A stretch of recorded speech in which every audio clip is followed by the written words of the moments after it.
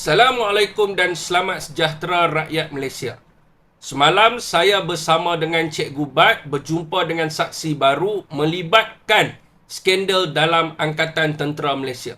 Saudara dan saudari, kami amat terkejut dengan pendedahan saksi ini di mana bukan sahaja pegawai kanan tentera menerima rasuah jutaan ringgit atas manfaat dari jawatan dan kedudukan mereka, malah isteri dan ahli keluarga mereka juga rakus menekan dan memeras ugut kontraktor Bumiputera untuk memenuhi nafsu serakah mereka.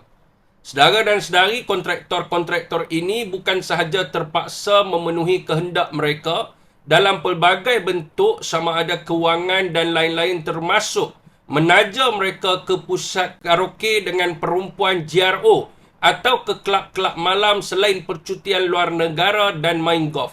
Dalam kes ini, saksi hidup terpaksa menanggung kerugian mencecah jutaan ringgit, malah menghadapi tekanan insolvensi akibat dari kerakusan para perasuah dan pengkhianat negara.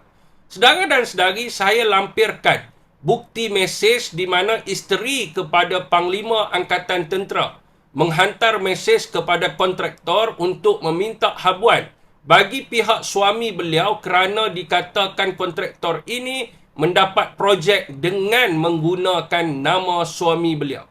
Saudara dan saudari, budaya apakah ini?